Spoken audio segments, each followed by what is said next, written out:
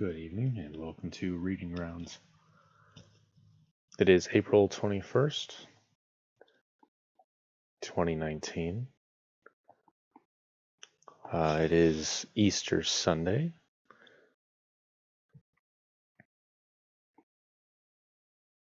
Hello, Tyler. Thanks again for coming on the stream. Last time on Reading Grounds, we read a little bit of the career interview that I did for my class, and we read a short story called "A Good Man is Hard to Find." We also talked about maybe reading a book for once instead of just a short story. That was the plan, but of course, as is pretty common, the plan didn't quite go accordingly. Ultimately, things just got kind of busy, and but thankfully, I've got other things that I think I can talk about. Also, hello, Kagan. Thanks for coming on the stream. Let's take a look at Wikipedia tonight. Today's featured article is the Lynchburg sesquicentennial. That's an interesting word. Lynchburg sesquicentennial half-dollar, commemorative half-dollar designed by Charles Keck, struck by the U.S. Bureau of the Mint in 1936 to celebrate the 150th anniversary of the incorporation of Lynchburg, Virginia. The coin depicts former Secretary of the Treasury, U.S. Senator Carter Glass, a native of Lynchburg. The reverse depicts a statue of the goddess Liberty, her arms outstretched in welcome. In the news recently, scientists have announced the discovery of naturally occurring helium hydride ions, believed to be the first compound to have formed in the universe, in the planetary nebula NGC 7027.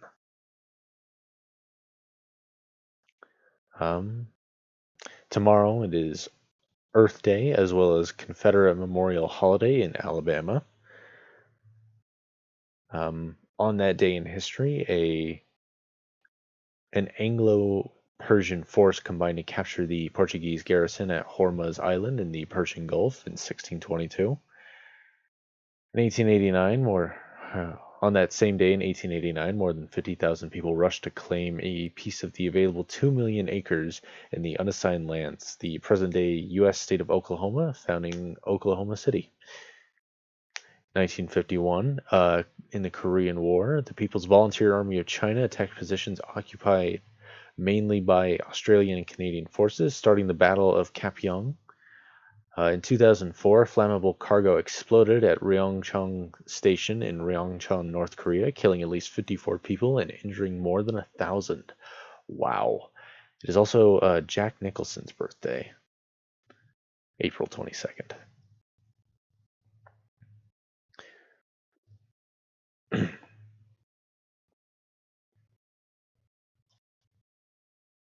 Looks like Kimry's on the stream now. Thanks for coming tonight, Kimry. Always glad to have you on the stream. So speaking of Wikipedia, I'm going to look this up a bit. Last week, I didn't realize it, but the day of the stream, unfortunately, and I didn't realize it at the time, but the American author Gene Rodman Wolfe died on April 14th, 2019. He was a very prolific fantasy science fiction writer. However, despite that, not a lot of people know about him, and in fact, I unfortunately only discovered him relatively recently. But despite his work and his contribution, his notability, and the fact that he had been active from 1966 up until his death, unfortunately, not a lot of people know about him.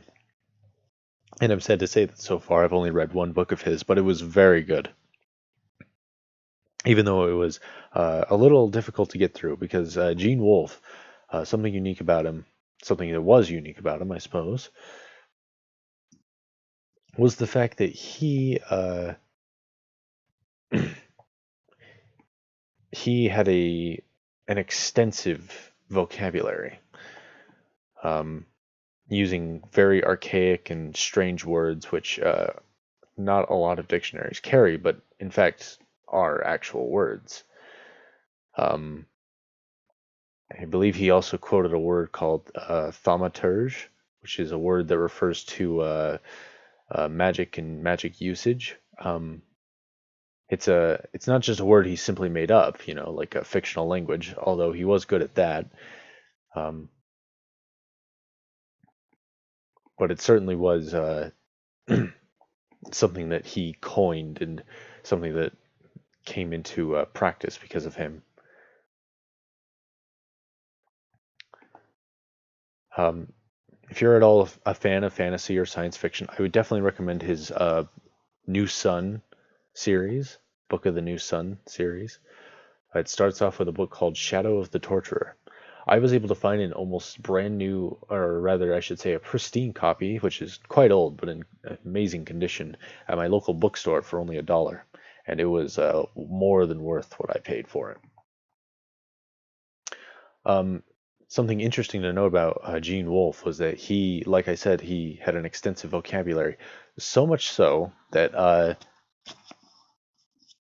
how he wrote his Book of the New Sun series was that he wrote it in a fictional language which he developed and then translated it back into English. Um, I don't know exactly how that works, but there's a little note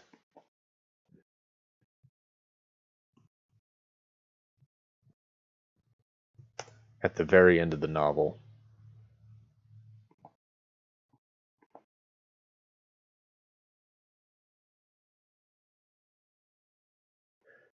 that describes how,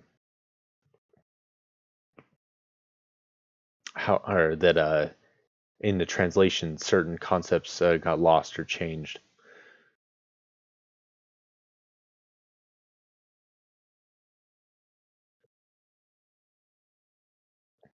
Definitely give it a look if you have the chance.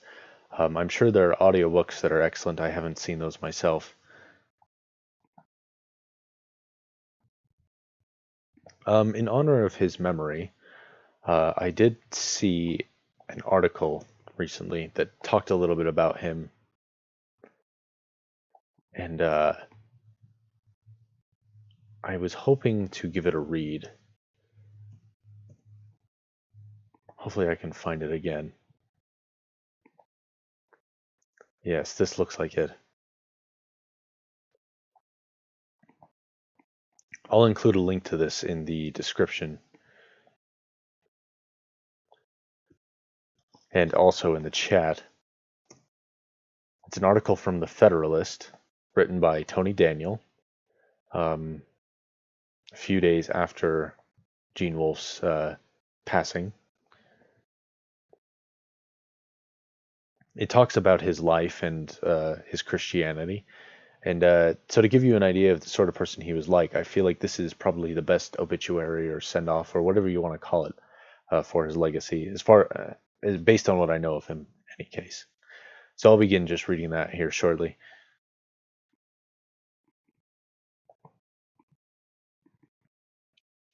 As soon as I change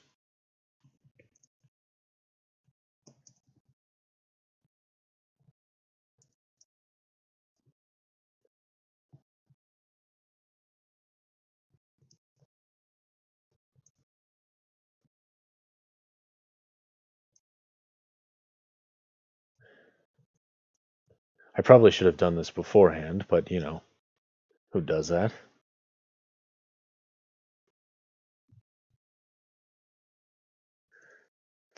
Something that might be worth noting about the text on this program that I'm using to stream is that if you hit space, the word will move, obviously, but not if you indent. If you push the indent button, it doesn't move at all for some reason. So you have to, if you want to format it properly, you have to fiddle around with it a bit. But in any case, I'm going to read this article. Underneath the headline, the header is "The legendary sci-fi author's reputation has waned in recent years, but his death is a chance to reevaluate Woolf's remarkable world-building and singular talent." Science fiction writer Gene Wolfe died on April 14th at the age of 87. Even though I, that is the author, considered one of the greatest science fiction novels ever written, I taught Wolfe's The Shadow of the Torturer for only one term, back when I was teaching my Introduction to the Literature of Fantasy and Science Fiction class.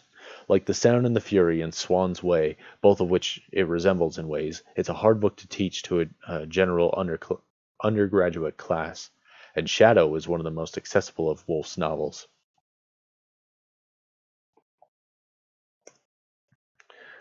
Sorry, I just need to write something down real quick.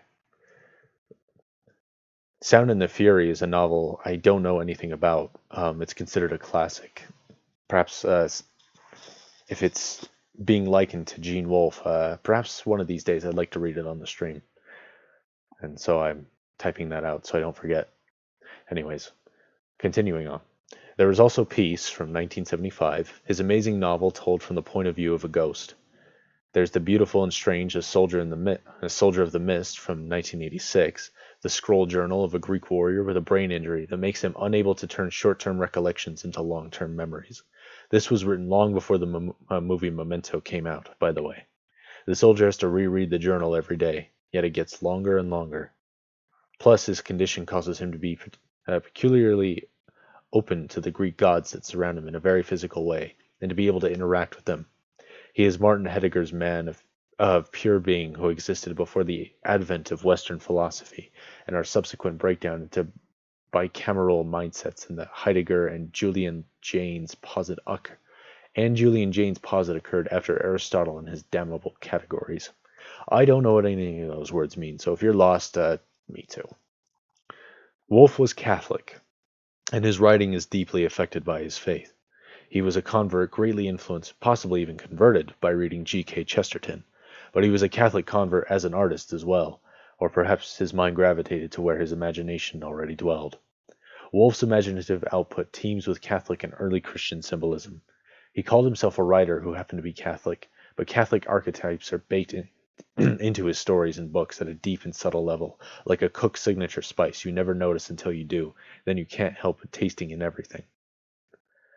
I'll say that I agree with that, having read Shadow of the Torturer, which again is really good. Give it a read if you can. I did not expect Gene Wolfe to be Catholic. Certainly not somebody who was so devout in any case. Not because it's particularly anti-religious, but just because it's dark and gritty and, well, generally, I won't say unpleasant because it is a joy to read, but it is very grim at times. Anyways, Wolfe was a veteran of the Korean War. He returned shell-shock, ready to dive under a table at any loud noise, and exhibited other signs of PTSD. He credits his wife, Rosemary, whom he married soon after his return, with saving him and bringing him back to life. Wolfe began a tradition of writing a sonnet to Rosemary each year on their anniversary. These were later collected and are very good, very precise in the way of an engineer with a poet's soul, which is yet another facet of Wolfe's work. What if possibly the greatest writer of science fiction was also the man who designed the machine that makes Pringles potato chips? Well, he was a key member of the team that invented Pringles. Wolfe used the GI Bill to attend the University of Houston and became an engineer at Procter & Gamble, where he worked on the development of Pringles. Eventually, he settled into a career as an editor at the trade magazine Plant Engineering and began writing science fiction in earnest. Wolfe was a student in the famous Clarion Writers' Workshop, put on by science fiction writer and editor Damon Knight and his wife, writer Kate Willem. Through Knight and the Clarion Workshop, he was introduced to science fiction fandom and conventions, and especially after he became a professional writer, he was a convention habitué. In fact, Wolfe claims that he wrote The Shadow of the Torturer in part to provide a distinctly dressed character whom fans would dress up as in masquerades. He certainly did that with Severian, the main character. Wolfe was a political conservative and staunch anti-totalitarian. very much an anti-communist during the Cold War. He never let this get in the way of his friendships, however, which stretch across writers and readers of all political stripes. The books he produced in the 1970s, such as mainstream magic realist novel Peace and the science fiction novella Five Heads at Cerberus from 1972, are tours de force, and with a string of great short stories established him as a writer's writer. Of course, my teenage self didn't know of any of this when I first encountered Shadow of the Torture at Gateway Books in Quintard Mall of Anniston, Alabama, one summer in 1980. It had a wonderful cover by none other than the legendary Don Mates, multiple winner of the Chelsea Award and the artist of the original Captain illustrations for Captain Morgan's Rum, among many other works. Mates has been the cover artist of several books I've edited at my day job, by the way. The Mates cover is a picture of a dude standing on some kind of dais or balcony. His face is covered by a strange black mask, and he's holding a peculiarly inscribed sword without a pointy tip. He's wearing a swirling cape that somehow seems blacker than black in color. For a 16-year-old in 1980, it was utterly evocative. This is Severian. He's a junior torturer for a government-appointed guild, about to graduate from apprentice to journeyman when we first meet him. Severian claims to have a photographic memory, and the 4 books of the Book of the New Sun series, it's science fiction, there is always a series if possible, are told in first person from his viewpoint, which we come to see is quite unreliable at times. This is the guy Wolf wanted the fans to dress up like, and throughout the 80s, some did. I don't know what I was prepared for when I bought the book. Maybe for something like Stephen R. Donaldson's Thomas Covenant series, which I was heavily into at the time, and I find kind of funny in its earnestness now. What I got was utterly different from anything I'd read before, and by the age of 16, I'd read quite a lot. First of all, although it had a plot, there wasn't much of one. Severian is in charge of the upkeep of a noblewoman who is being tortured in the vast guild chambers, which we find much later. I think I'm actually going to skip some of this. Because these are spoilers, and, that would ruin the fun. I'll read this part, though. Severian falls in love with a young torture victim, and, in an act he knows will end his time with the guild, exhibits mercy and helps her to kill herself. He is indeed terminated for this, in a manner of speaking, but he's still bound to the guild, so his torturer's license is revoked, and he is assigned to be a lowly executioner in one of the city's distant suburbs. Away Severian goes, into a libertarian paradise and inferno of archetypes, where Baroque beauty blooms in all the cracks, and caveat emptor reigns to the nth degree. People and the things in the city are not only out to use you and take everything you're worth, they are sometimes trying, and quite able, to literally eat your soul and torture you for thousands of years. While this may seem a fantasy world, it is not. It is actually a far, far future world of science fiction. It's probably set on Earth. The planet is called Earth, with a U-R-T-H, in the books, where the sun is sputtering and dying, and humanity has entered into a long Baroque decadence and mostly forgotten its ancient roots. You would too, after a billion years or so. It's a world heavily influenced by Jack Vance's Dying Earth stories, but less pure Vance and more like Vance processed through Jorge Luis Borges' labyrinths. People duel with enormous deadly flowers. Vast libraries contain entire ecosystems within their depths. Giants, which are possibly uplifted apes or maybe genetic splices, and dwarves, who are perhaps aliens, travel together in caravans putting on mystery plays for a socially stratified populace, and robbing people blind behind their backs. The world has a medieval feel, but we are not certain any of these characters are truly human in the first place, including Severian. It may even be a world entirely recreated eons in the future by a race who have discovered the smoking remains and archetypical artistic output of vanished humanity and sought to revivify it. The general lack of futuristic devices and weapons, although some show up at times, stems from the overall lack of energy and vital order in this exhausted, far, far, far future. There are secret societies putting deadly conspiracies afoot, guilds galore, strange gods who might be aliens or genetically transformed humans, Gnostic cults of all sorts. Any world-building weirdness you encounter in Game of Thrones has an even weirder counterpart in Shadow of the Torturer. George R. R. Martin would be the first to admit he was influenced by Wolfe. The sword Severian wields, named Terminus Est, is a mercury-weighted executioner's blade made for beheadings, but Severian uses it at times as a fighting weapon. As the book continues, we slowly realize that Severian is groping his way towards a destiny, or rather that destiny which is as palpable a force as Wolf's Catholic sense of fate and the unerring and unbending will of God can make it, is moving toward him. It's bound to swallow him up like a wave swallows a surfer, that is, unless he can find a way to scramble into balance on his board. He acquires a gem-like item that heals him and is slowly remaking him into something beyond human.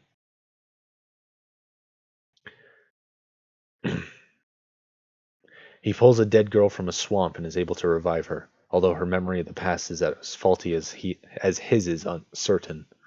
After Severian performs both a ritualized execution and plays the part of an executioner in a mystery play with shades of Scaramouche from Punch and Judy shows, the two escape an angry crowd and go forward together into an uncertain future that includes, we understand by the end, Severian eventually becoming the savior and ruler of this world, the next autarch who will rule from the Citadel.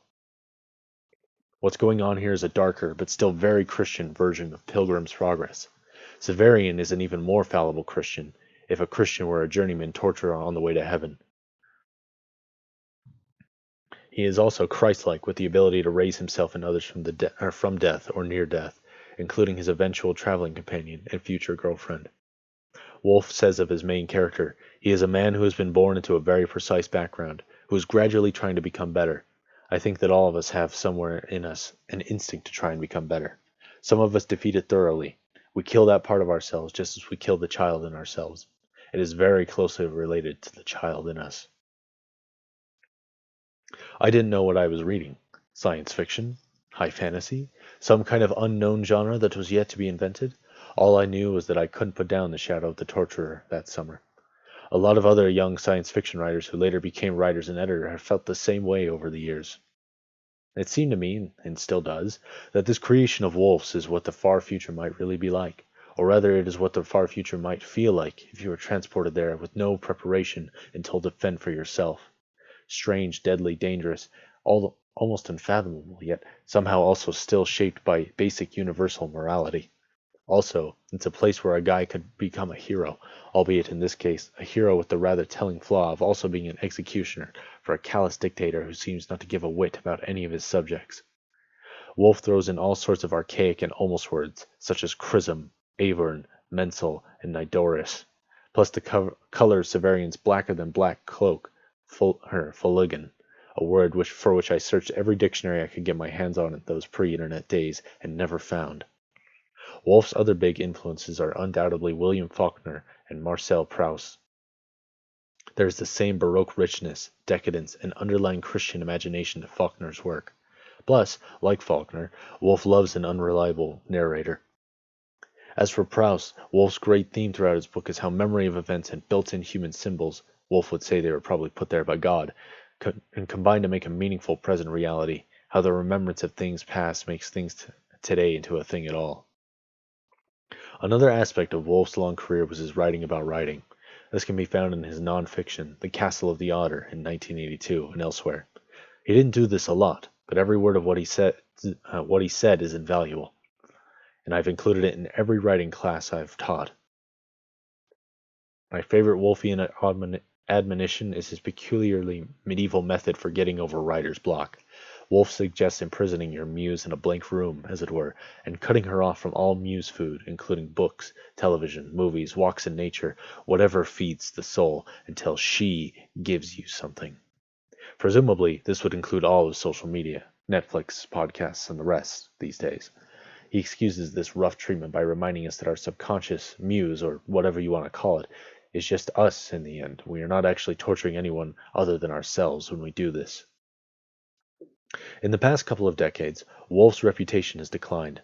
His output waned as he spent many years caring for his wife Rosemary as she coped with Alzheimer's disease. She died in late 2013. Even though he sought to mitigate the dense, elusive prose of his work in the 1970s with Shadow, it is still a book that's difficult for some to get into. It might help to be 16, in desperate love with an unattainable object of desire, and still believe you might turn out to be the Emperor of Earth before you're done. I'm quite sure that Wolfe's reputation will recover and grow in the coming years. He's as good as the best we've had in American letters, and though there are many great contenders, he's my pick for the best science fiction writer of them all. The author of this article, Tony Daniel, is the author of 11 fantasy and science fiction novels, the latest of which is young adult fantasy, The Amber Arrow. He's also an award-winning short story writer. Daniel's co-written screenplays for monster movies that appear on the Sci-Fi and Chiller channels, including the films Beneath and Fluebirds. Daniel is also senior editor at Baen Books. His website is tonydaniel.com. So that's basically a nice little biography of who Gene Wolfe was and a bit about his legacy.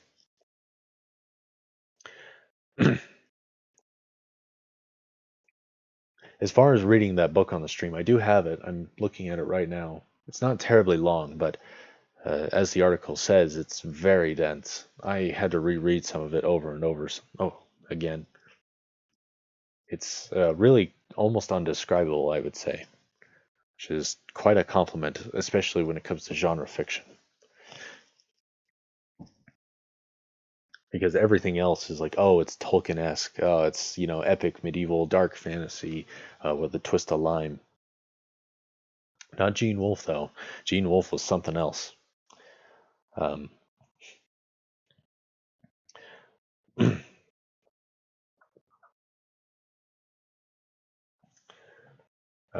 Like I think I mentioned earlier, I honestly did not get the impression that Gene Wolfe was at all Catholic reading just Shadow of the Torturer. It's quite the book.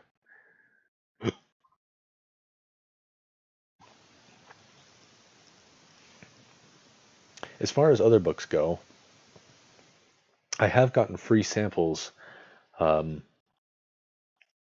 I have a free sample of Mistborn by Brandon Sanderson, and also that came with a free sample of his other book, The Way of Kings. I have not read Brandon Sanderson yet. I've heard nothing but good things. And I Friday and Saturday, me and my friends, including Shelby, if she's on the stream, we went to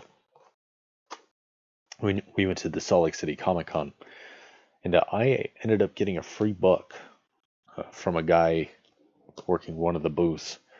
I got a lot of books, but this was the only one that was free. They're both Brandon Sanderson novellas. I assume it's the full novellas. It looks like that. Looks like it is. But one of them is only like 89 pages. The other one is only about the same. Yeah, 87. So perhaps one of these days we could read that if we wanted.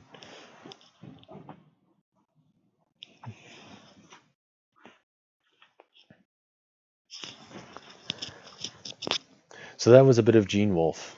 I really wish I knew more about the guy. Like I said, I only discovered him recently, and I've only read one of his books.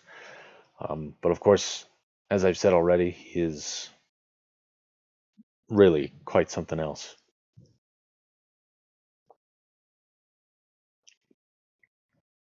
As far as other reading goes tonight, well, I do have one other story I might talk about, but I might do that after the break. I feel like there was something I was going to talk about. I suppose I could just keep talking about FanX. That's what they call it anyway. The Salt Lake City Comicon. I went specifically for the purpose to speak to authors who are there, because there's a lot of small-time authors, and they were more than willing to speak with me and give me advice, and some of them were really quite fascinating. I met one author, I don't remember her name, unfortunately. Kind of smaller time, but she mentioned, a lot of basically everybody I spoke to, they said don't quit your day job, even before reading my stuff, because that's just what was going on. Tyler's asking me what the best cosplay was. I actually saw quite a bit of JoJo. In fact, my favorite was I saw a guy from JoJo Part 7, which hasn't hit the anime yet. It's my favorite JoJo part, so I was so excited to see somebody dress up like that. But I saw two other people dressed up as Part 4 characters, and I saw a post on Reddit. I assume it was at FanX because it was posted recently, at least as far as I could tell.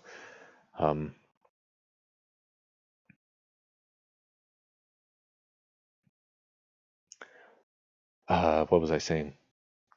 Oh yes. So I saw there was apparently another group of people all dressed up as characters from Part 4. I didn't see them myself. Their costumes were all very good, and they were all like the main characters. One of them was the villain.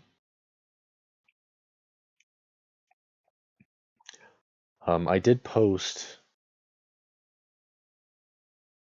I did. I had to hunt him down. I couldn't forget about him. He was this very special person.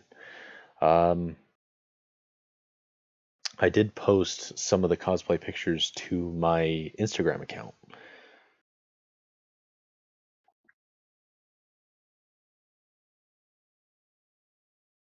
So if you're at all curious, they should be there.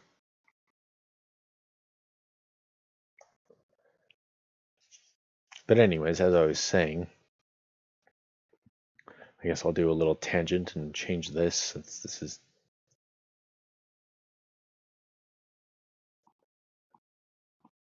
call it a recap. Makes it sound like it's between episodes. Maybe it is. Anyways,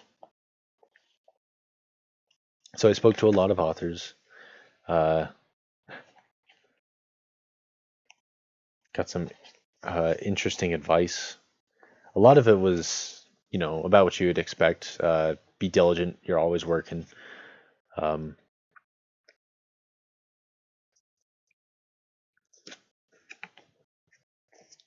it was interesting. I met one author. I don't even remember his name. But he on his banner he said he won Best Estate as an author for 2019. Uh, and he had his Best Estate medal there at his little table, and it was a very simple table. It's just like a poster, a banner, and then some copies of his books. He had four, three of which were in a series. And so I kind of asked him about it, and I was like, "Yeah, you won Best Estate. So which book was that? That won that?" He's like, "Oh, that was actually just for not for a book. I don't think it was just for as an author." He's like, "Yeah." So I won Best of State as an author for 2019. That's pretty tall order. I was out of funds. Otherwise, I was really curious about his books. But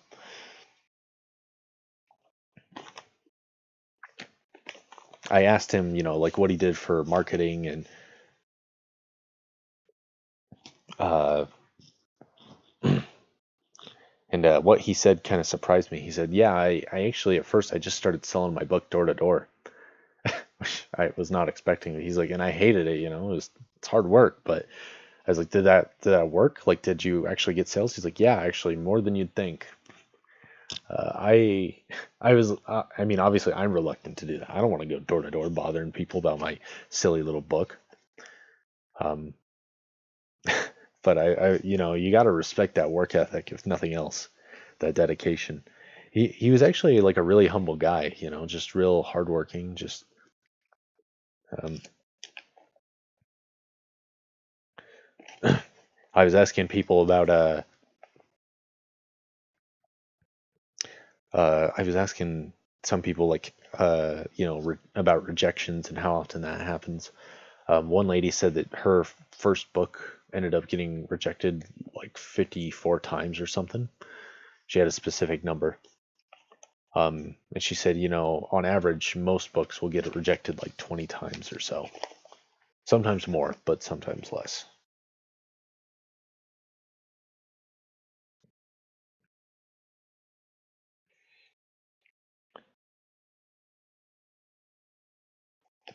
Some interesting advice I got from a guy, and I ended up buying his book. He said, write a bad book and make it a good book. Let's see, I've got that guy's name actually. It's C.J. Olson. He's got some very nice cover art for his book. He's very ambitious, got a lot of energy, got a lot of gusto. And I respect that.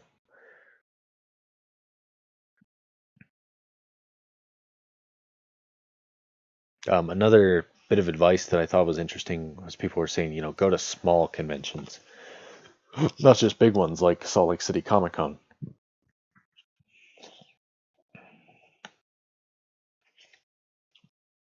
And it kind of caught my attention because that article on Gene Wolfe, the writer is a senior editor at Baen Books, and one of the authors I spoke to, he said, go to Baen Books and submit your short stories because they'll accept them and pay you for it. So it's all connected. Speaking of which, I did get a flyer for the Utah Horror Writers Association. I guess the Horror Writers Association is a nationwide thing.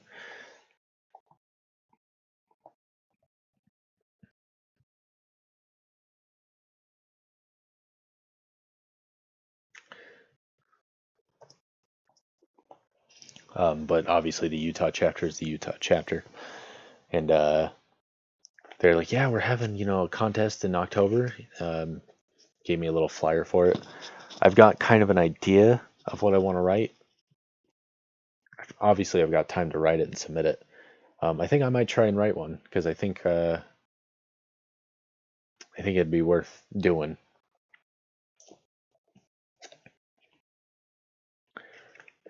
Let me see here. Let me get my stupid box that has business cards and stuff that I collect.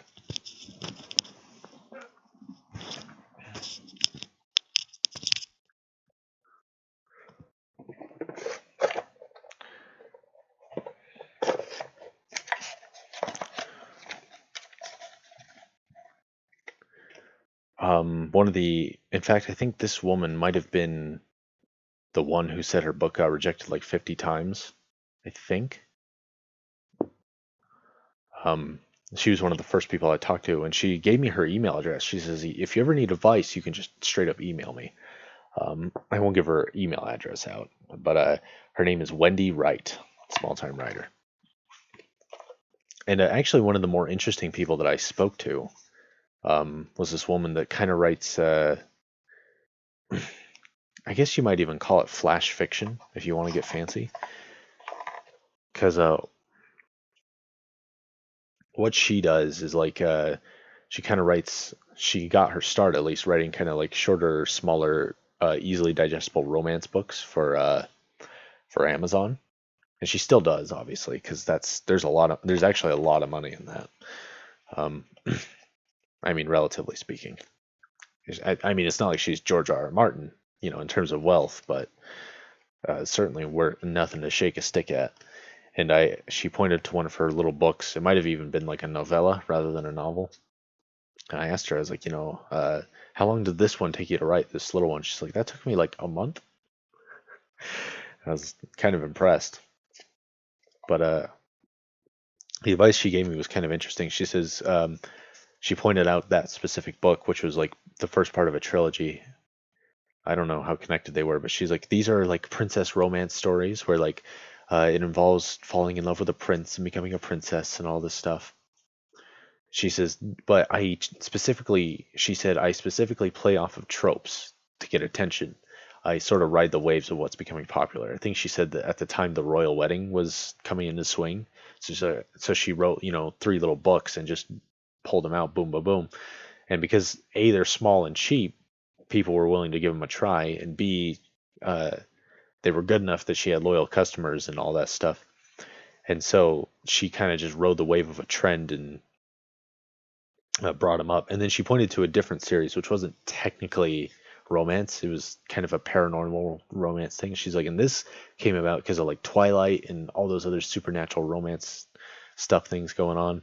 And they ended up having success.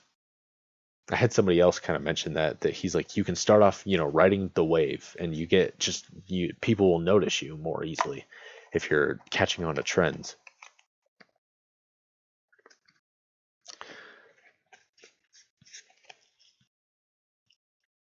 He says, but then once people are aware of you, you can take that momentum and start doing, kind of your own thing. Once you have a loyal following, and you'll have more leverage and people who are willing to listen to you. One thing I meant to ask more about was like blogs, because I didn't ask a whole lot of people about what they do for blogs, or because I've heard a lot of people say that it's an absolute necessity for writers, and this stream is like the closest thing that I have to one. because I don't like writing blogs. I don't know. It's just something about it just doesn't sit right with me. Um, I did ask one guy, and he said that he didn't have a blog. I think that was that Best Estate guy. I could be wrong though. I think another guy said that he has his own podcast. In fact, this is one of the more interesting guys. Hold on a second.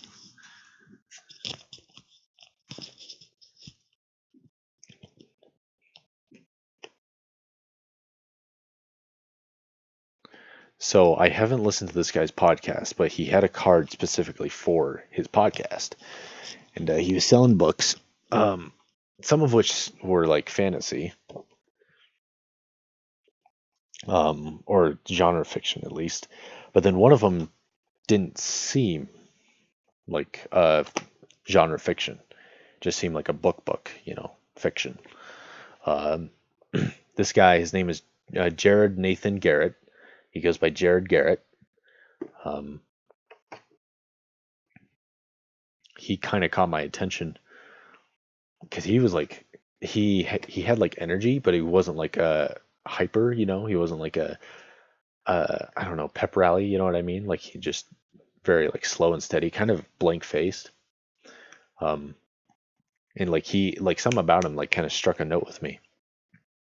Um, and so I talked about him, and I noticed he had a little he had his normal business card, which has his books and all that, but then he has another one for his podcast. It's called Tales from a Cult Insider. Cult is in like a religious cult. It's the Runaway Hit podcast, it says, and it's a picture, I guess, of him. Um, when he was younger, and I asked him about that. He's like, "Yeah, so I grew up in a cult, and um, and I got out of it, and I wrote this book, this fiction book, not the genre fiction book, just the regular one." He's like, "And I wrote this book about my experience. It's a novel, but I assume it's presumably pretty close. But I bought a copy of it from him, so like, that sounds cool. That sticks out." And he's like, and he gave it to me. He signed it. He was really nice. He says, just do me a favor when you're done, leave an Amazon review. If it's good, it'll help me out. If you're criticizing me, that's also gonna help me out. I was like, dang, this guy sounds pretty freaking cool. So I have a lot of respect for this guy already. He really made an impression on me, and out of all the books I got, his is the only one that I've actually started thus far. So I've got that over here on the side.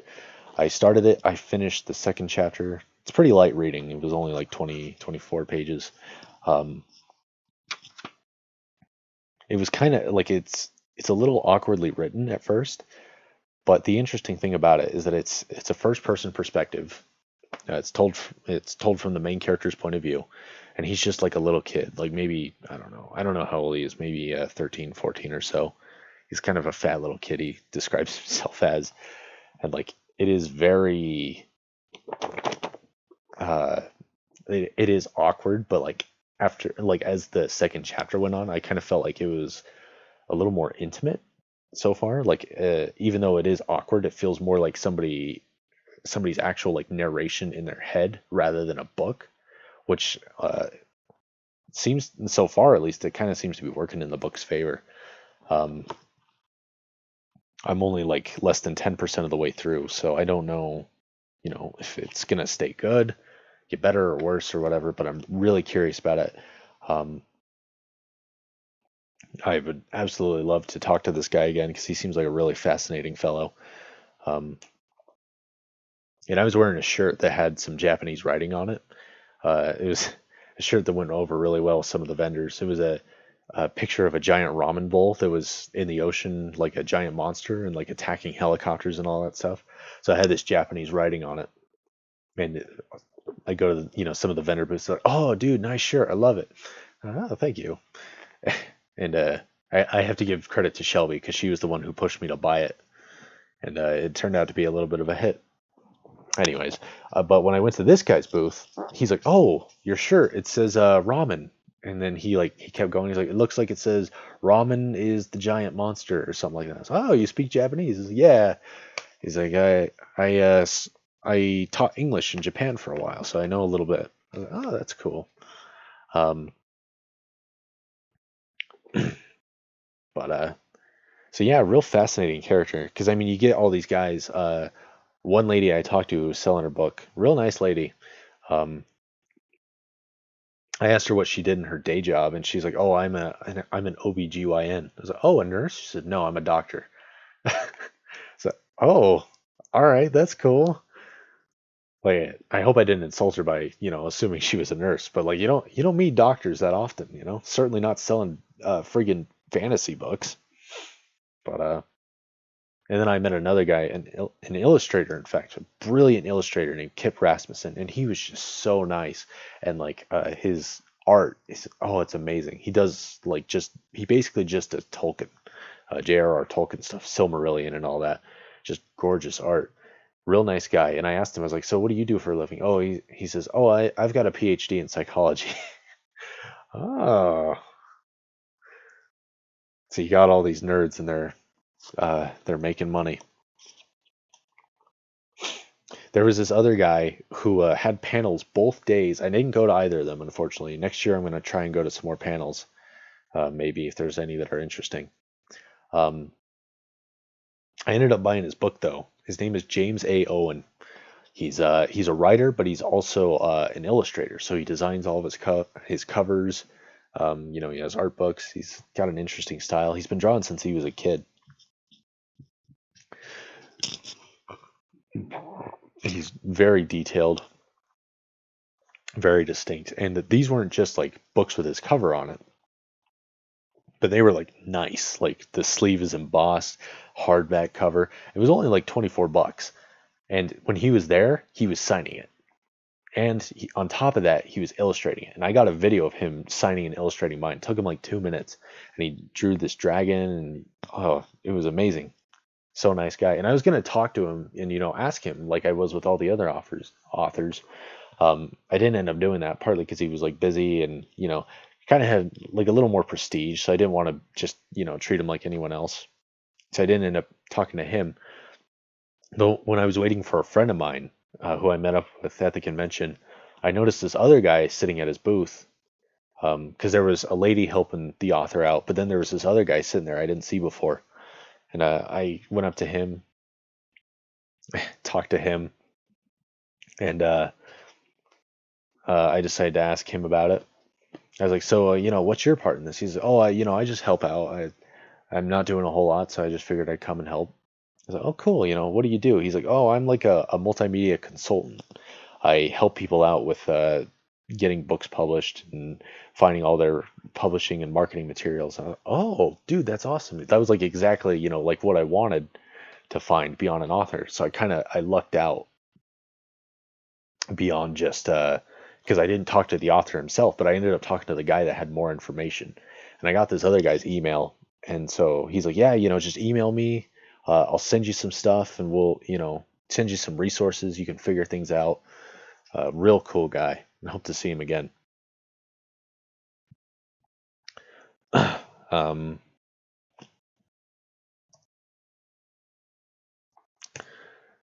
let's see. He recommended Lynn Worthen as a freelance editor. Apparently, she's also an author at a Draper.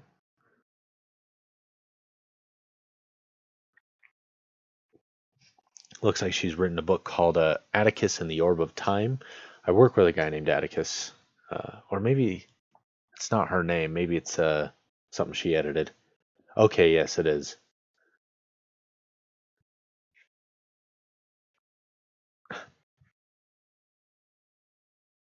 Interesting. I was talking to a lady who's because some of these authors like they're self-published, but they print their own books, and I guess Amazon will do it, and they'll do it for like $5 a book if you do it right. If you like go through the specific channel and get like an author's copy, I think they call it, which $5 that is really cheap. Obviously, you have to design the cover and all that sort of thing. Um,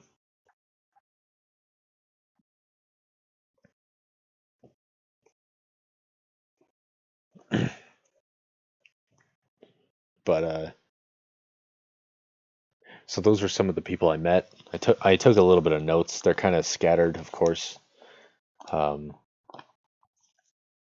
a lot of it, like obviously, like a lot of it was advice for like writing. For me, though, I was more interested in like, do I need an agent?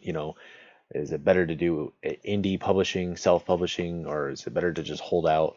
And basically, what I gather from all that is that it just depends on what you want, because if you do indie or you do self-publish, you have to do most of the marketing yourself, if not all of it. Certainly with self-publishing, you have to do all of it. And I've been wondering like how you would do that, which is why I was asking people. And I brought up to that multimedia guy who, obviously he works with some very successful people. So I asked him, I said, that other guy, he said he was going door to door with his books. He's like, yeah, don't do that. It's like, thank you. I needed an excuse not to. Anyways, but I've been wondering about all that, and I've been wondering like if it wouldn't be better to just try and get like a marketing firm that I'm sure they would charge out the wazoo, but like they would, certainly know more than I would about marketing. Or even like I know a lot of people that go to the LDS Business College. I'm tempted to just see if like any of them are into marketing, or if they'd be willing to help and just pay them some money, whatever they want, and just be like, hey, help me market my book whenever that happens. Tyler suggested, he says maybe you could get a booth next year. Very tempting. Maybe not FanX because FanX, it's like I think it's like $400 for a booth or for a table. I think that was what I heard. I didn't write that down, so I don't know for sure. Exhibitor info. Let's see if I can apply for vendor space.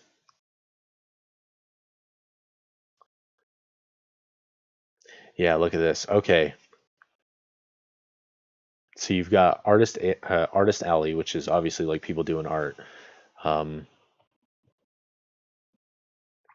you can get a corner table for $300, an inline table like in the alley for $200. That's both of those are 6 foot by 5 foot space. Um, you can get a bigger one that's 12 foot by 5 foot space for 400. The dealer tables, I think, what would dealer be? I'm not so sure, but like for a corner table, it's 450 compared to the 300 for the artist alley, and then that big table is 700 instead. Then you've got vendor booths. Holy crap! The cheapest one is an inline booth, 10 by 10. You pay $900 for an inline booth. That's the cheapest one they have. The most expensive one, 20 by 40 foot space, main aisle island, $8,800. Jeez Louise. Oh, you know what? Oh, hold on a second. I think I threw away my map, but I think it's still in the garbage. I'm gonna go look at that real quick. Just a second.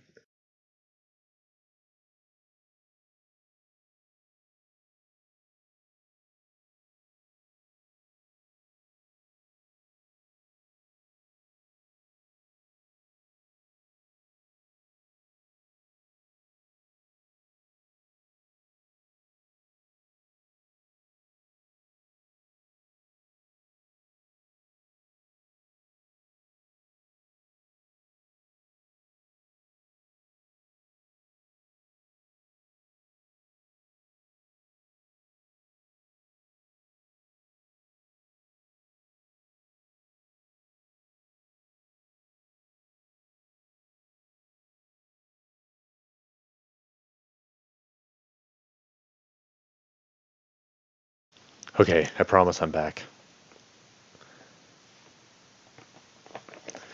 Uh, yeah, let's see here. Vendor floor. Yeah, geez. Those are so expensive. And that's what a lot of that one guy that was like got best estate author or whatever. His was I think on the artist alley, so he had like it was a corner table, but it was still like cheaper. Trying to think of what a dealer table would be. Oh, it says for 3D artwork is what it says. Okay, yeah, the website says here the dealer tables are for 3D artwork and more. Artist alleys for 2D artwork only. T-shirts do not qualify as 2D artwork. Uh, Jeez. So that's certainly that's not really a way to start out, I don't think.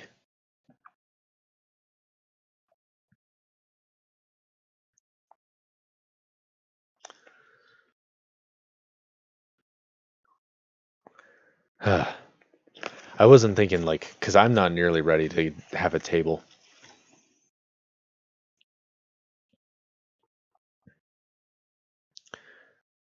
Shelby saying that that's the Swan Princess booth, cost a lot of money. Yeah, so there's an old movie from like 1994 called The Swan Princess, and it's apparent like it was there. They had an entire booth, not just like a table, but like a booth, like a setup with like all this like decoration and like it's eye gouging. And they had like this lady, this model dressed up like the main character, who would pose for people for free, just sitting there at the booth or whatever. They had cardboard cutouts and selling all this merchandise. Apparently, not only was that movie popular, but it was so popular that they're making like what did they say it was the eighth sequel now? 25-year anniversary. They're making another sequel. Like they've been making them since 1994. I only knew about the first one, and they had a booth last year too. So obviously they must be like it must be worth whatever they're paying. You know, one of the guys at the booth who was dressed in like pajama pants that were like pink and checkered and like had the Swan Princess and stuff on him. Dude was like, he was a cool dude. But I asked him, I was like, so are you like, did you make that? Like, did you help with this? He's like, kinda. I've been on the legal team for it. I was like, oh, okay. I think that was what he said. Maybe it was IT or something. I don't know. But yeah, it blew my mind that they made so many of those movies. But FanX is great. I love Salt Lake City Comicon. Um, I've also got a ticket for the League of Utah Writers is having their spring conference next week at my school. In fact, they're having it uh, at the Taylorsville campus, which is the one that I go to. And so on Saturday, I've taken the day off from work, and I'm going to be heading down to there. And that's obviously like that's more writer refined. And I'm gonna straight up take a lot more notes, bring like a notebook and all that stuff. Um, but like I've been thinking a lot about my own writing and like how to market it with this because that's kind of the points to figure out all that stuff to do. I've been trying to decide if it's better to do self-publishing or indie publishing or if it's better to just like go for a big name publisher and not necessarily big name, but something that's a little more traditional is what they call it. That's the euphemism, traditional publishing.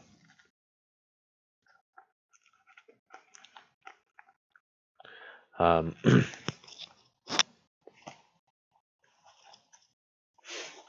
I've been wondering a lot about that. With traditional publishing, you lose some of the control. You're basically relying on your publisher.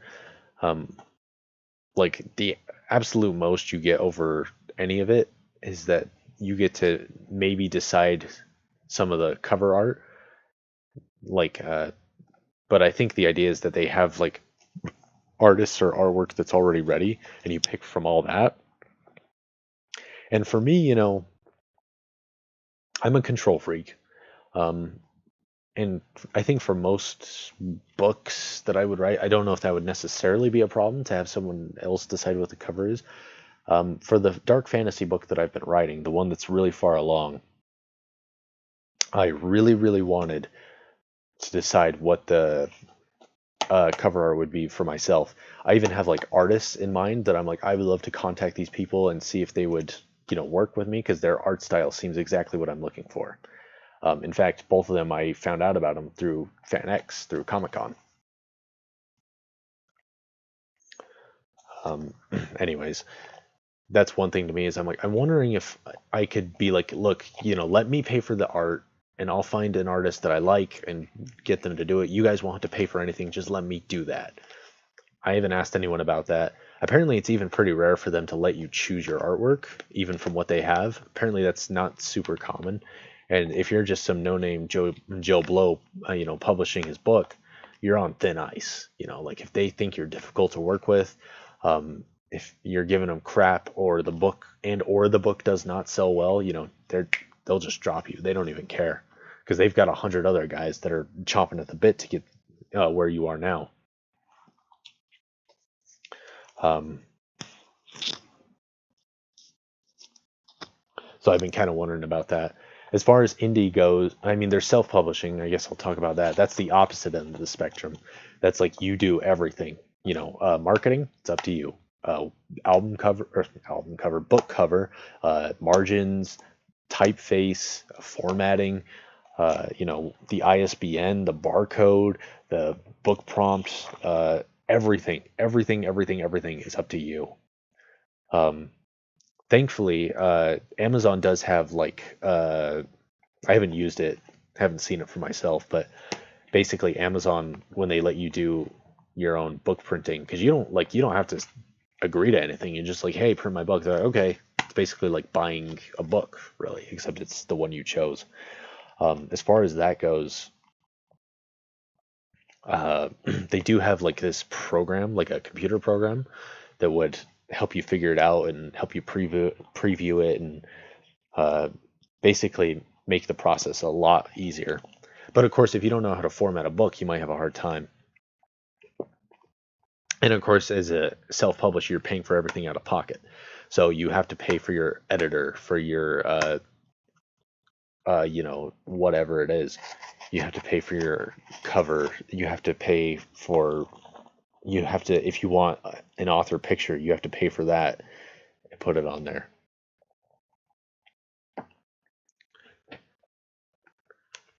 So, and the marketing is entirely up to you.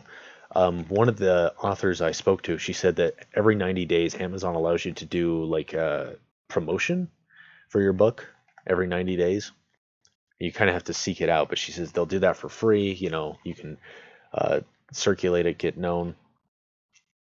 Now you can bypass some of that by just doing ebooks, which is what most self-published authors do. They'll write a story, a lot of times it's romance, and then they'll just publish it on Kindle. From what I understand about that, Kindle itself, you can make it a Kindle exclusive, and you'll get more money per book sold, but you cannot ever put that book anywhere else. Like, you can't take it to a Kobo or Google eBooks. You just can't do it. You have to do Amazon, at least for that particular book.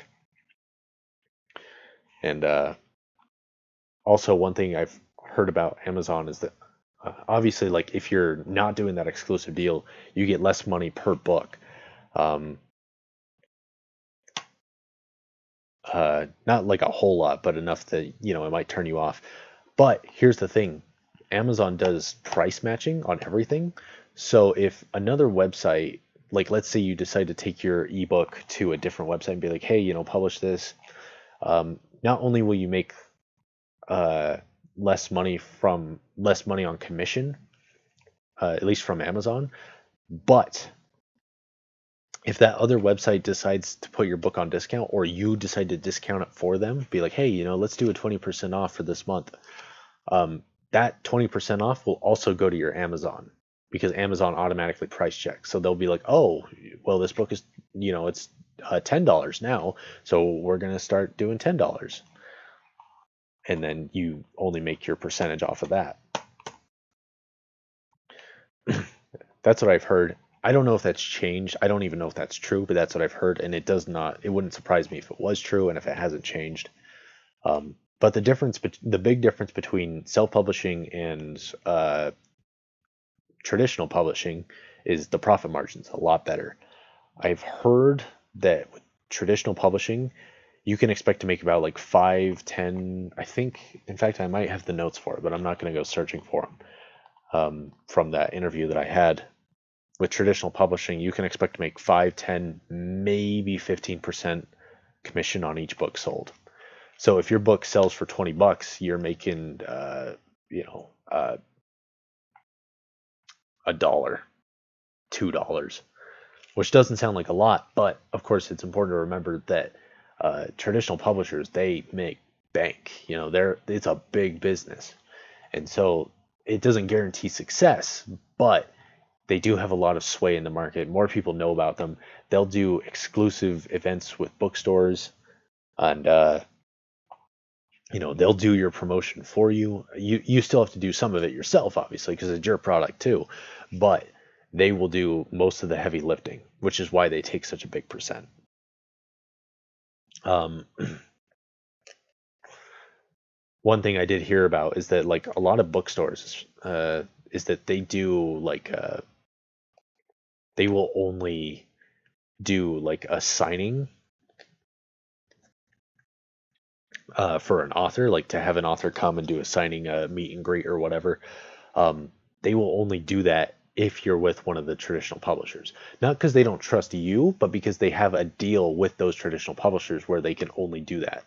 So like if and also as a traditional publisher with a publishing deal, you have to do it on their terms. You can't necessarily go to a bookstore and be like, hey, I want to promote my published book. You would have to make sure that that's okay with your book publisher because it's their money too. So you're betting a lot on another company, kind of putting your soul on the line, in some way.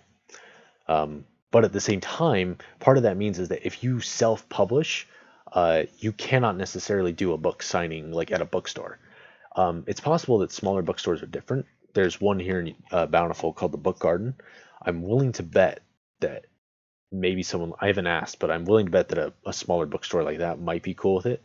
But at the same time, that is a dinky little store. Like I love it to death. I'm not bad mouthing it. Those guys are amazing. But like it is a hallway, like that is what it is. It is a couple hallways stitched together, and that's where the books are. It's not like a Barnes and Noble where there's space to move around and all that. Um,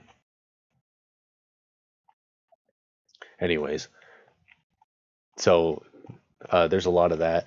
Um, the middle ground between self-publishing and traditional publishing is indie publishing, where like there's kind of a smaller publishing group and they're more closely knit. They're not a corporation. It varies from company to company, obviously, but they're more willing to work with you. They're more flexible. I don't know, they might not be able to do as much promotion. In fact, I've heard that it's basically still you doing a lot of the marketing, if not all of it. Um, but obviously they're willing to help. I don't know what their margins are. I don't know what they would give you for that. Like I don't know if they'd be like, "Oh, here's like uh, 20% instead of 10." I don't know if they would do that. I would have to ask. That's the question for next time. But I've been kind of weighing this and trying to think it over. Well, what else was I going to talk about? Oh yeah. So in comparison to the profit margins, Amazon, um, for an ebook, I think they take like a 20% commission, I think, which is kind of a lot when you consider that they're just sending out PDFs. But that means that you're making, 80 cents on the dollar, which is really good profit margins comparatively. So if you were to sell a book and you were to sell 500,000 copies, you know, uh, traditionally published, you would make less per copy. If you could manage 500,000 self-published, you'd be, quadrupling what you would have made otherwise. Maybe more so.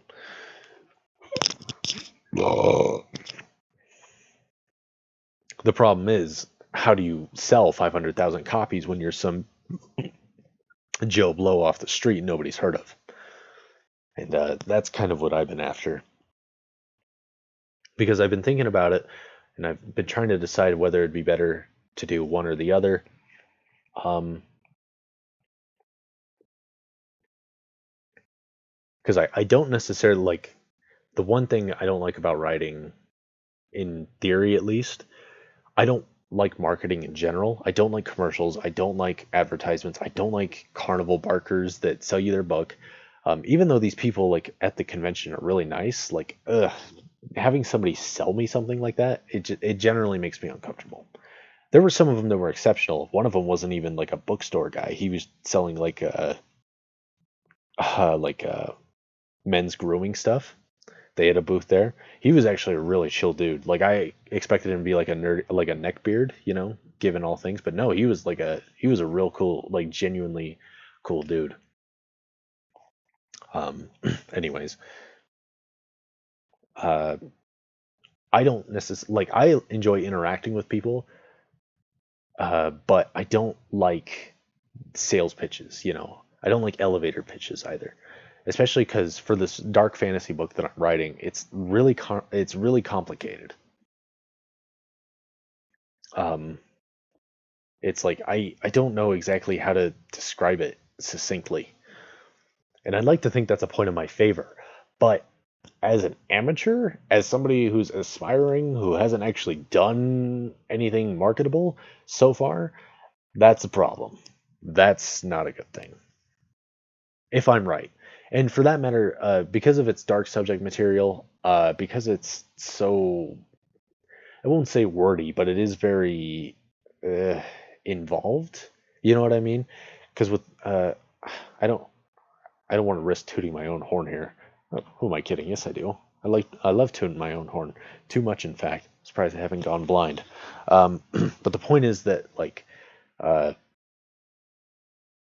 with a lot of books, especially with genre fiction, you have these writers that kind of just genre fiction is very looked down on. And so the stereotype, which isn't necessarily true, but it's very, very dyed in the wool, at least as far as reputation goes, is that it's very silly, it's childish, it's superficial. A lot of times that's true, honestly. Like I see a lot of authors and aspiring authors, and I'm like, I like your gusto, but I don't think I don't see any value in your book. I haven't read it, admittedly, but based on what I understand about it, its premise, it seems. I almost hate to describe it like this, honestly, but it seems silly. Not in the sense that it's fun. It might be very fun, but just in the sense that it's not necessarily worth my time. And maybe I'm just a callous prick. I know I am, but um, for me, like, if I'm going to read a book, I want to know that I'm getting something out of it more than just entertainment. Because a book is it's so much more involved than just um, well, okay, that's not even fair because I actually do like pulp, but I don't even know how to describe it. Maybe there is no description. Maybe I'm just fooling myself. Um, but the point is that like something like that, like you can make a silly little story that's not going to necessarily move someone, and it'll be popular. It's not necessarily going to be a critique on society or a literary masterpiece, but that's not necessarily why people go into fantasy. They're not there to make um, the sound and the fury. They're not there to write for whom the bell tolls. They're there to, read about a dragon that uh, fights a princess or something. You know what I mean? My book, however, because I'm very uptight, I'm very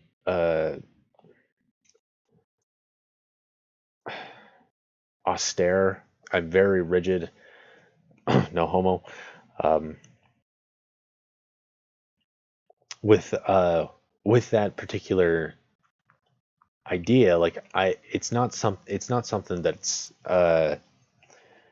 geez, I should probably think about this before I say it out loud. It's not what I would call cheap, I guess. Um, it's not. I don't know how to describe it. Maybe I'm talking out of my own butt here, but it's not simple. Like there's a lot of like questions and uncertainties uh, and the point of the book that I've been deliberately writing is that I'm not trying to provide answers. I'm trying to have people ask questions about themselves and their own sort of values. Um, and so I look at that and I'm like, can I really sell this? Is this going to be pretentious? Are people just going to, not like it or maybe not appreciate it? Is it like, and I don't. I feel confident in it. I don't feel like it's a bad story. In fact, I'm obsessed with it right now, and especially since going to FanX, I'm just because I actually picked it back up and did a little bit more, not a little bit of writing, but I'm at a stage now where I'm mostly editing, which is a good sign for me. I don't think I've ever been to that point with a book. But anyways, I've still got a long ways to go, and this is like a snail's pace. I thought writing was slow. This is even worse because I'm sitting there and I'm like looking at the same passage over and over again. And I'm like, is this worth it? Is this not? Should I change it? Does it sound okay?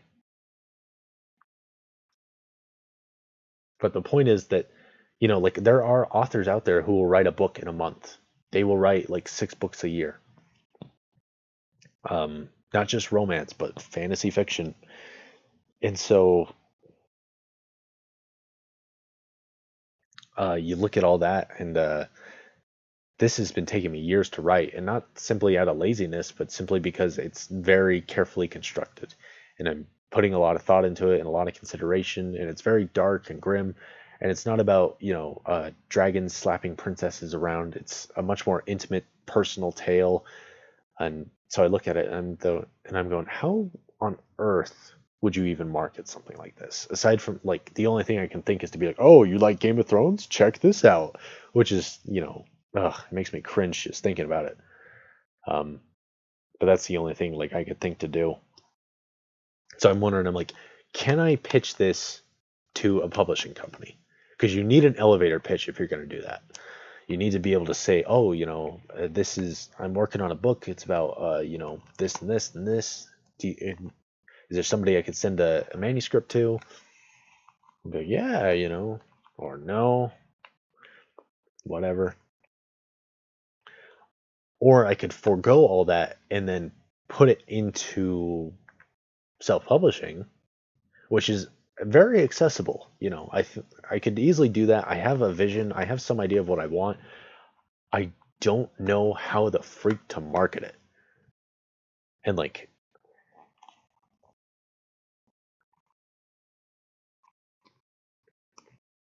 because like I don't like marketing. I don't know much about it. It's not what I want to do. But the question is, what's the stronger desire? To not do marketing or to be published? To be a successful author. And my original game plan for this summer was to write a little book and then self-publish it and kind of use that as like leverage to get into the market, and then finish this other more serious book and be like, oh, by the way, here's this. But as I look at that book, as I look at both of them, I'm like, these two books are on opposite ends of the spectrum. You've got a humorous science fiction story. That's the Space Marine one. Finish that up, publish it, fine, get your name out there. Problem is, the next book I would want to write, or rather that I would finish, is not science fiction. It's not humorous. It's not small and easy to digest. It is the complete opposite. So I'm like, okay, if I build up an audience with the first book, are they going to like the second one? That's like starting off and being like, oh, let's here's our comedy hour, here's a clown throwing a pie in a face, and then like in the second half the clown is just completely depressed and like he's dressed in all black. No one understands me, honk honk, all that stuff. How do I transition? Can I transition? And for that matter, like it seems like a good idea for your first book to be not necessarily your best, to use it as a sort of sacrificial lamb, and then like not to say that it should be bad, it should be great, good, but not necessarily your best. And then because of that, people will flood in and be, oh, this guy's pretty good, I can't wait to see what he does next, he's got a lot of potential. And then at some point, like after you've got amassed a following, then you hit him with the A bomb. uh, you knock him up and then knock him down, line him up and knock him down. But in order to do that, I have to have a proper lead up. So I would need another book of this sort. Or I could start submitting more short stories, I suppose, which would be nice if I can get into that horror story thing. And at this point, I I'm not expecting to get published, my short stories. I'm expecting them to be rejected, you know. And I'm not saying that as a defeatist. I'm just saying that as like that's the mental state I should have. Just to expect defeat and then keep fighting. Um, so, anyways, I guess that would be the solution then to just do more stuff like this. I know, unfortunately, Blood, Sweat, and Tears is not didn't get published by those people. I'm wondering if I should try again, uh, or if I should leave it be, find some other way to publish it. Another way they talked about was to do writing groups, which is to have a group of people that read your stuff and can tell you about it, sort of like group editing. But you get people who aren't your friends to do it because while I enjoy your people's company, I value your opinions. I also have a sneaking suspicion uh, that you might be, more inclined to be nice to me than critical. Um, Not that I don't appreciate it, but if as a business, I have to take the harder road. Um, Speaking of the harder road, I'm gonna take a quick break because I've been streaming for like an hour and a half, and I thought I would trail off with a FanX recap and then take a break. I think I might still go strong, so I'm gonna take a break and get some water. I'll be right back. Don't you go dying on me. Uh, Songs are gonna loop. Don't be afraid of the silence at the end. It's all perfectly natural. I'll be back.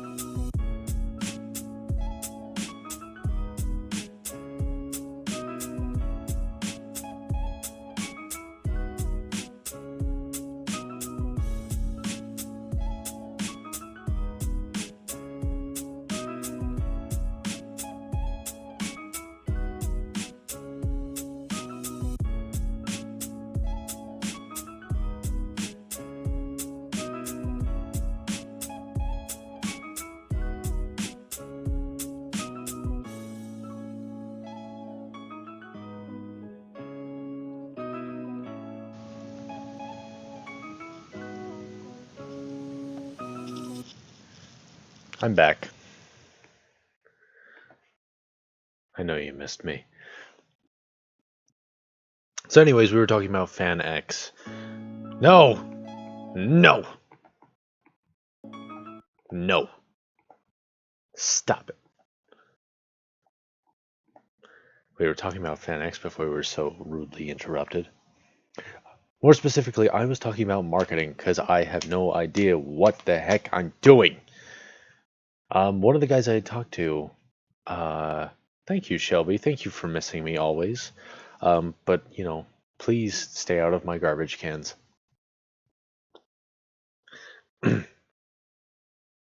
One of the guys I had spoken to, one of the guys I bought a book from, because he was self-published, and I asked him, I was like, how did you get your, like, he mentioned investors. I was like, so how did you find investors? He's like, oh, it's mostly family, people just put money back. And I'm like, so, like, how did you pay them back? Did you give them a percentage? Did you just give them like like a certain amount back based on what they gave you? He's like, I actually haven't figured that out yet. Dude's made a lot of progress for somebody that basically just started. I don't even think he's released his second book yet. But he had a nice booth, great artwork on it.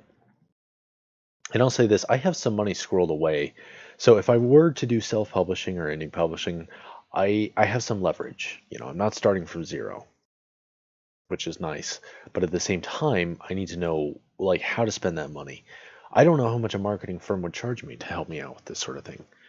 Maybe they would just give me consultation. They'd just be, oh, do this, do that, and that'll be $100, please. Um, and like I don't know like what advertisement would be best, because I have ad block on all the time. For me,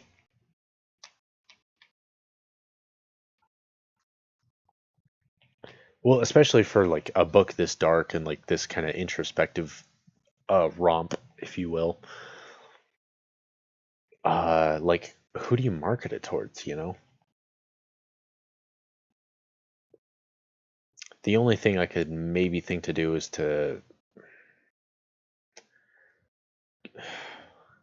I almost don't even want to say it. I used to spend I some years ago I wrote a bit of like flash fiction, like 2 entries on 4chan's paranormal board known as X, because there's a lot of like creepy short stories on there, and I only submitted one. It's not like a proper submission. It's just like an internet forum. That one actually did pretty well. It did better than I was expecting. I don't even remember what it was, and I certainly don't think I have it on the computer anymore. Um, I suppose I could always go to them because I think they would enjoy it. And those guys are like really devout, So if they like something, they'll follow you to the grave. But at the same time, I'm like, going back to 4chan, that's makes me dirty just thinking about it. Because I've seen like advertisements for I've seen advertisements for books on like Instagram that like does promotions, but those advertisements only usually like because you can like an advert and those only have like one or two, and they never seem particularly to pique my interest. Maybe I'm just jaded and don't like advertisements, which is certainly true. But that's also part of it is like I don't like advertisements. I don't know what works, like I don't pay attention. I shut out advertising. And as I think about it, most other people do as well. Most websites, they'll have an option specifically to turn off ads. You have to pay for it naturally, but that's an option because people just hate ads. They hate them. And especially like because this would be targeting somebody of my demographic, somebody who's a bit younger and all that sort of thing. And so it's not like old people that just don't know what ad block is and they're so used to advertisements they don't even care. So it begs the question of how on earth I would get some promotion. Um, I the best I can hope for is to try and get short stories published, and if not, do like little bits of fiction. It's hard for me to do small fiction these days, especially because I am so focused. When I am writing, I'm usually focused on this particular book. Um, but a lot of authors get their start doing short stories, and that's kind of how they get their name. Based on what I know about all this stuff, the best marketing is word of mouth. Because it's one thing if you see a paid advertisement and it's like, hey, buy this book. And you're like, yeah, probably not, but thanks for telling me. But then you also have guys where it's like, hey, dude, I read this book. It was amazing. Go buy it. Okay, cool. Guys on Reddit, they'll be like, oh, this is a sleeper hit from this author I've never heard of. Check it out on Amazon. And then people are like, dang, it must be good if some rando on Reddit is, if Anal Fister 420 is recommending it. Um, that was another thing is I was like, I could go onto Reddit. I don't think I will. I don't like Reddit, so I'd probably end up like having my brother-in-law do it since he's active on there and just be like, hey, talk to people and on my behalf, ask them if they'll do like a beta read. Because that's something I want to do is like send out the book chapter by chapter and into like a reading group and see like how people feel about it, get some feedback, and then do review copies. That's another thing I would know to do, which is just be like, hey, I'll give you a copy of my book if you promise me that you'll leave a review on Amazon or Kobo or whatever it is. Or even send them to some actual publishers. Be like, hey, I'm a small time I'm a self publisher. I've got this book. It's got so and so reviews, but I'd like a more official review from you. Could I send you a copy in exchange for a fair and honest review? Yeah, whatever. Or they just don't respond because people are dicks. So it's a lot of questions of like, how far do you go? A lot of the people that I spoke to at well, maybe not a lot of them, but some of them I spoke to, I was like, I asked one or two. I didn't ask it a lot because it's a personal question. I asked it like, do you make a profit off this? Um, the answer I got the times that I asked it, they're like, kind of like I break even.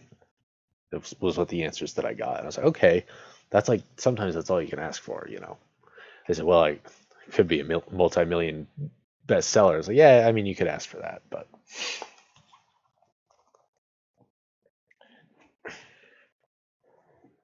obviously, I try not to take rejection too personally. It doesn't work very well.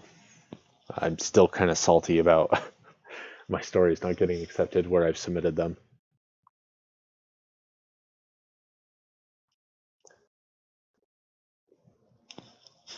There was a big booth for the L. Ron Hubbard. Hold on, I have the flyer here, the bookmark. The L. Ron Hubbard presents Writers of the Future, Scientology stuff. They don't say Scientology, but like I was talking to the lady there, and she's like, yeah, if you win, you get like a minimum $500 or something like that. She's like, but the maximum is like $4,000 or something like that. Some pretty respectable amount. And they're like, and like the top so and so people will win like a free trip to California to attend a seminar. I'm like, oh, there it is, there it is, free e-reading of all your proton thetons or whatever it is.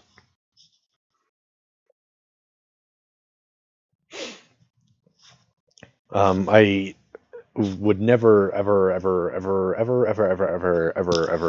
want to even like let Scientology know my name, but at the same time I'm like, that could be good publicity because they're well established. They had a big booth, like compared to some of the other people. They had a lot of people working there.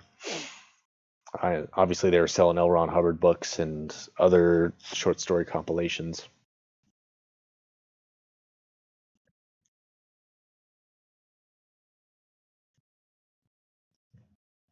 But anyways, that's been my big question as of late. Because I have no idea how I would market the book that I'm writing. And part of me is wondering, I'm like, should I hold off? Like, should I write other stories and then like sleep on this one for a while and then years down the road be like, hey, by the way, boom, bombshell. Or maybe I would, and people would be like, oh, this one actually isn't as good as your first one. I'd be, what's wrong with you? I don't know. I do feel confident in my writing. Like, I'll say that. Um, that's definitely something that uh, that's I feel pretty good, at least as far as this book goes. Um, yeah, because like I don't have any other books in progress at the moment. I have ideas, but nothing solid. So it's like, okay, if I were to put this book aside, that'd still be like another 2 years, maybe. I could maybe bang out some that's like kind of trashy, but I don't know if I would ever, respect myself again if I did that. Um, so I keep wondering about that sort of thing. I know some authors do like Kickstarter, but you need a following before you can do that. So that's off the table for now. Um, I don't know if anyone's still paying attention. The hour is late. But if any of my handful of audience members, looks like there's two of you on stream now, um, do you think, or like, based on my ramblings, do you think I should uh, publish, self-publish, or do you think I should take the extra effort and do traditional publishing? Because with traditional publishing, like one other thing is that it would still take years for your books to actually hit shelves, like maybe another 2 years, which really isn't that long, but um, it certainly could feel like a while. I don't know if anyone's listening, but if you are listening and you have an opinion, and I'm sure that you do, let me know so I can laugh at you. I pause for a reply. And in the meantime, I'm going to be looking at the Bane contest. That's Baen, not Bain.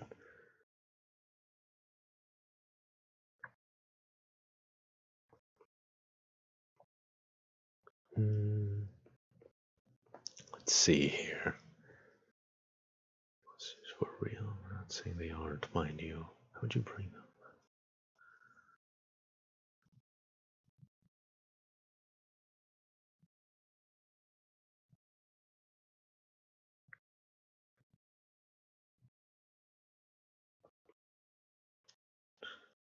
Kimmery is saying that I would laugh at her anyway. Yes, that's true. Unless you're making a pun, in which case I'm going to be groaning, and not in the way that I prefer to. Um, I realize that that's kind of a big question, but Shelby is telling me that she thinks I should try self-publishing first and see how well your books do and get an audience established, and then maybe take it to the bigger publishing people. That is a really good answer, actually. I assume that means you were paying attention while you were hanging around and listening to me listen to other people talk about publishing. That did seem like a good idea, was to kind of do a lot of the footwork yourself and then take it to a bigger publisher, get some more leverage. It's not a bad idea. Although it still begs the question of like self-publishing, like how would I market it? Which is kind of a big question for tonight. I'm not quite to that stage, but it is something that I want to think about because I don't have an exact answer. Um, and the problem is that, like, at the risk of being presumptuous, I don't have an exact knowledge of like other books like the one that I have that I'm writing. The closest that I would approximate, because like somebody asked me, they're like, if you had to describe your book as something else, she was, in fact, it was that self-publishing lady that was telling me to like kind of hang on the coattails to establish myself. She's like, how would you describe it if you had to? Like if you compared it to a different book. And I said, I really hesitated. I was like, I guess Game of Thrones, which part of that is like it would be a gooder. Wow, English are good. Um, it would be a better marketing term to be, oh, do you like Game of Thrones, or this book inspired by Game of Thrones? And then people are like, oh, I like Game of Thrones. That means I will definitely read this book. Um,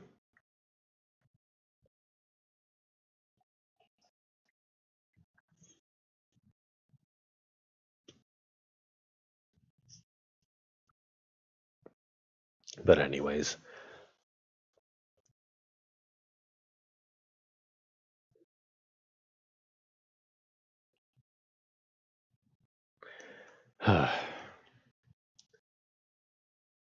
hang on the coattails, do your own marketing. The only thing is like, as I was thinking about it, I was like, apparently the next Game of Thrones book is on its way. It might. Some people are even like hoping that it'll be out by like next year. I'm not holding my breath personally because that's that would be a miracle. Um, but if that were to happen, then and my book were done by then, I could be like, hey, guess what? Are you excited for Winds of Winter? Check out my book. And then people go, oh, I am excited for Winds of Winter. I love winter and its winds. And then they'd buy it. And then they'd be like, wait a minute, this is a book. I'd be like, I got you. But so I guess that's probably what I would be doing. I was actually going to do another bit of reading tonight. I didn't think I would spend so much time rambling about marketing and FanX. Not that I regret it, actually. I think this is a good talk. And I appreciate Shelby and Kimry. I appreciate your input on the matter. Um, you've definitely got some good advice there.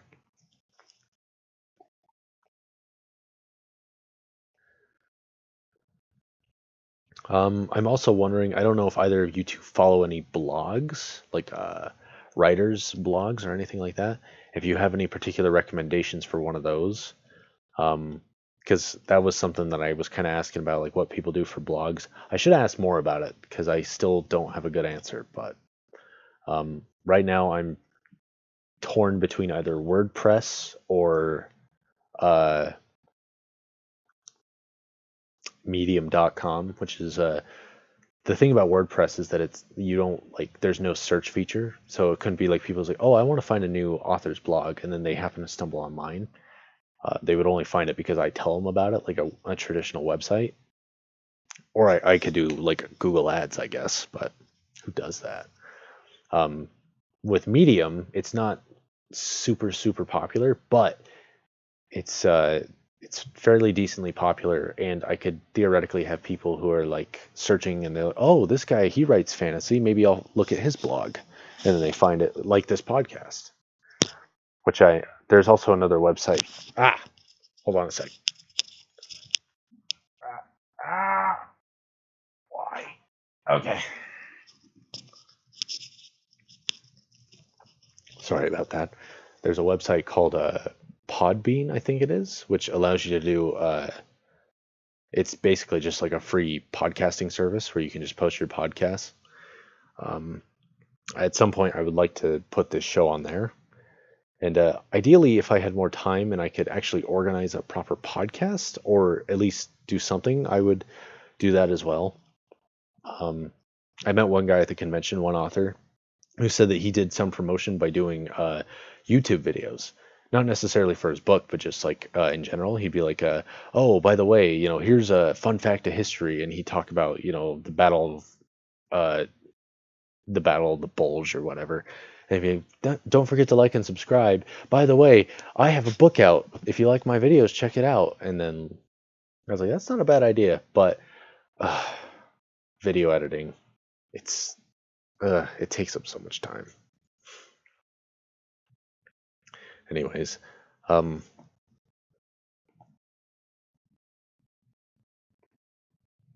and you know me, I love to complain.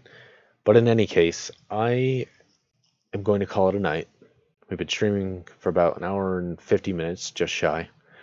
Appreciate your guys' input. It's been nice to talk. Hope you enjoyed tonight's stream as much as I did. And if you are listening to this and you do not know me by name, please do like and subscribe. I stream every night, every Sunday night, not every night. And I like to talk about random things and make a lot of mistakes. Hopefully next time we'll do some more reading. If we don't actually read, what the heck was it? If we don't actually read, and then there were none next time, I do have an excerpt from a book that I'd like to talk about because I finally finished that other book I was reading, which was Name of the Wind, and I've got some opinions on it. Um,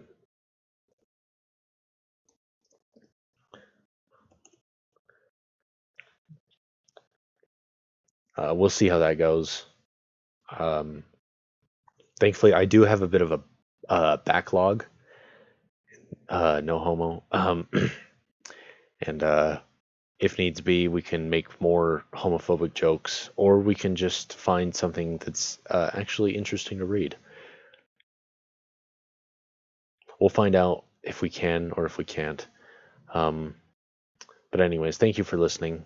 Hope you have a good night. See you next week, hopefully, and if not, you're dead to me. Have a good one.